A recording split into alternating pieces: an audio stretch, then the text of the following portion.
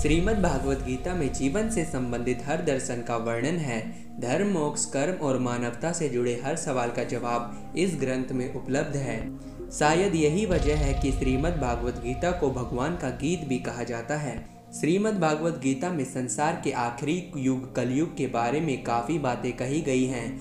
ये बातें आज के युग में चरितार्थ होती सिद्ध हो रही हैं। श्री कृष्णा ने कहा था कि इस युग में धर्म, सत्य, सहिष्णुता, दया भाव, उम्र, शरीर की ताकत और याददाश्त पर सब कुछ घटता जाएगा, जो अब सच होता प्रतीत हो रहा है। इसके अलावा इस युग में इंसान की साख, उसकी शान, सब कुछ पैसा ही माना जाएगा। ऐसा भी श्री कृष्ण ने भविष्यवाणी कर दी थी। साथ ही श्री कृष्ण का यह भी कहना था कि इस युग में सिर्फ बाहरी आकर्षण ही लगाव और प्यार का आधार रह जाएगा। स्त्री और पुरुष सिर्फ आकर्षण के आधार पर ही एक दूसरे के साथ रहने के लिए तैयार हो जाएंगे। अध्यात्म और पवित्रता अधिकांश लोगों के अंदर मौजूद नहीं रह जाएंगे।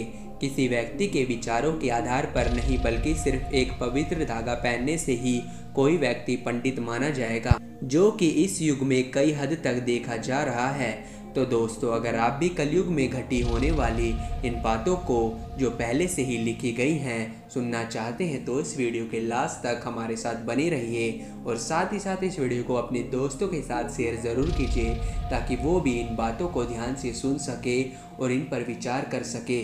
और साथ ही साथ इस वीडियो को लाइक कर दीजिए और अगर आप हमारे चैनल पर नए हैं तो हमारे चैनल को सब्सक्राइब करके बेल आइकन को दबा दीजिए, ताकि इस चैनल की सभी नोटिफिकेशन आपके पास जल्द से जल्द पहुंच सके। इस कलयुग को लेकर श्री कृष्ण ने यह भी कहा था कि इस युग में किसी शख्स की प्रतिष्ठा का आधार सिर्फ उसकी कमाई ही होगी। जो लोग शब्दों से खेलने का हुनर रखेंगे, बातचीत में चाटुकारिता रखेंगे, वो ही इस युग में सफल हो पाएंगे। इस युग में केवल पेट भरना ही जीवन का लक्ष्य रह जाएगा। इंसान सिर्फ रोजी रोटी कमाने की जद्दोजहद में ही लगा रहेगा। बनावटी जीवन का आधार बन जाएगा और जो व्यक्ति बनावटीपन की कला में निपुण होगा उसे अच्छा समझा जाएगा। सर्दी, तूफान, गर्मी, बाढ़ और बर्फबारी इस कदर होगी कि ये लोगों की परेशानी की वजह बन जाएंगी। मनुष्य के जीवन काल की अवधि भी धीरे धीरे कम होती जाएगी। लोग अपने माता पिता की देखभाल करना, उन्हें सहारा देना छोड़ देंगे। श्री कृष्ण ने कहा था कि इस युग में लोग पैसों के लिए एक दूसरे से लड़ने के लिए, यहाँ तक कि उनकी जान लेने के लिए भी तैयार रहेंगे। अपने दोस्त, रिश्तेदार, सबसे ऊपर लोगों के लिए पैसा होगा। असभ्य लोग भगवान के नाम पर साधु का वेश धारण कर अपनी आजीविका चलाएंगे। गायों का सम्मान भी सिर्फ तब तक ही किया जाएगा जब तक वो दूध देने के योग्य रहेंगी। इसके बाद या तो उनका त्याग कर दिया जाएगा या उनकी हत्या कर दी जाएगी। लोग अपने फायदे के लिए दूसरों से कटु वचन बोलने में भी नहीं हिचकिचाएंगे। कलयुग का वर्णन करते हुए श्री कृष्ण कहते हैं कि कलयुग में ऐसे लोगों का राज्य होगा जो दोनों ओर से शोषण करेंगे, बोलेंगे कुछ और करेंगे कुछ और, मन में कुछ और कर्म में कुछ। ऐसे ही लोगों का राज्य होगा। इसी प्रकार कलयुग में ऐसे लोग रहेंगे जो बड़े ज्ञानी और ध्यानी कहलाएंगे।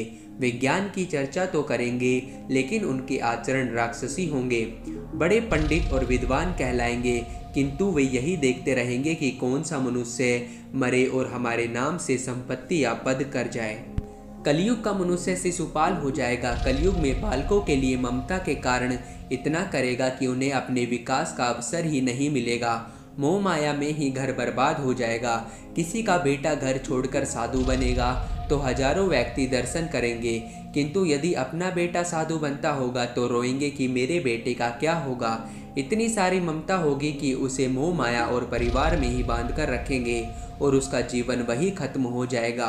अंत में बेचारा अनाथ होकर मरेगा।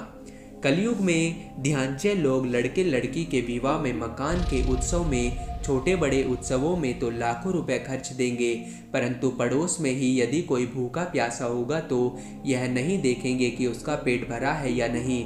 उनका अपना ही सगा भूख से मर जाएगा और वे देखते रहेंगे।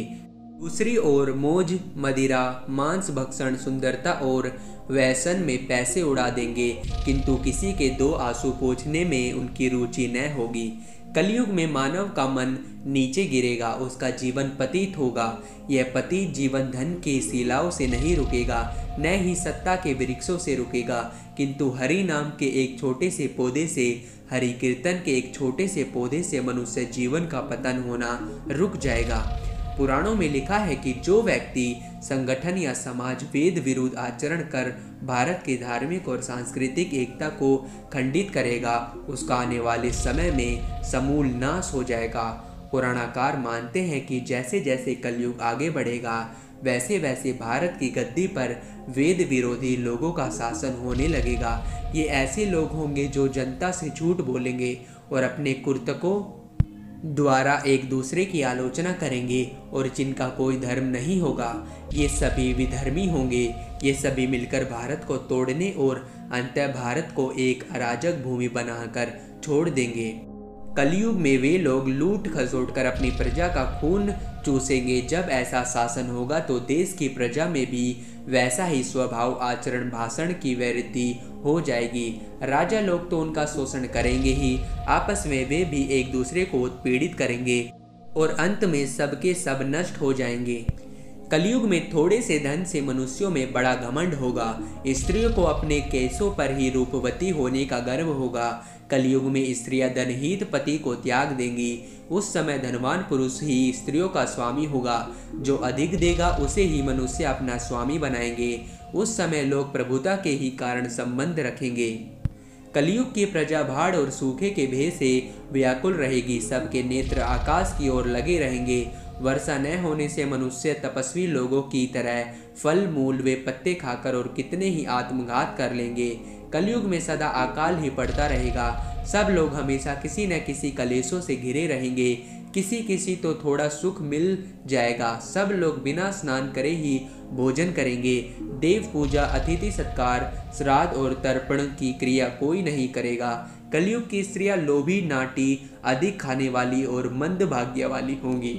गुरुजनों और पति की आज्ञा का पालन नहीं करेंगी तथा पर्दे के भीतर भी नहीं रहेंगी। अपना ही पेट पालेंगी, क्रोध में भरी रहेंगी, देह शुद्धि की ओर ध्यान नहीं देंगी तथा असत्य और कटु वचन बोलेंगी।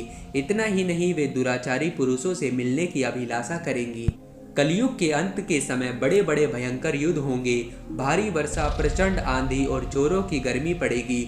लोग खेती काट लेंगे, कपड़े चुरा लेंगे, पानी पीने का सामान और पेटियां भी चुरा ले जाएंगे। चोर अपने ही जैसे चोरों की संपत्ति चुराने लगेंगे। हत्यारों की भी हत्या होने लगेगी। चारों ओर से चोरों का नाश हो जाने के कारण जनता का कल्याण होगा। युगांत काल में मनुष्यों की आयु अधिक से अधिक 30 वर्ष की होगी। कलयुग के अंत में स्त्रियां कठोर स्वभाव वाली व कड़वा बोलने वाली होंगी। वे पति की आज्ञा नहीं मानेंगी। जिसके पास धन होगा उसी के पास स्त्रियां रहेंगी। मनुष्यों का स्वभाव गधों जैसा, दूसरे केवल गृहस्थी का भार ढोने वाला रह जाएगा।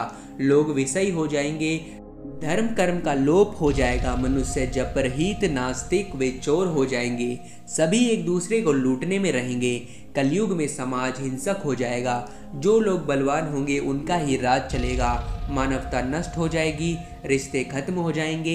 एक भाई दूसरे भाई का ही शत्रु हो जाएगा। जुआ, शराब, परस्त्री गमन और हिंसा ही धर्म होगा। अंत में इस घोर कलयुग से बचने का एकमात्र तरीका यह है कि व्यक्ति को वेदों की ओर लौट आना चाहिए। जो व्यक्ति धर्म से विमुख होकर रहेगा वह कहीं भी कभी भी अकाल मौत को प्राप्त होगा या हर समय दुखी और संकटों से घिरा ही रहेगा। तो दोस्तों, अंत में सिर्फ इतना ही कहेंगे कि इंसान को अच्छे कर्म करने चाहिए और अपना मन परमेश्वर की ओर लगाना चाहिए। इसी से इनका कल्याण होगा और ये पृथ्वी पर ज़्यादा दिन तक जी पाएंगे।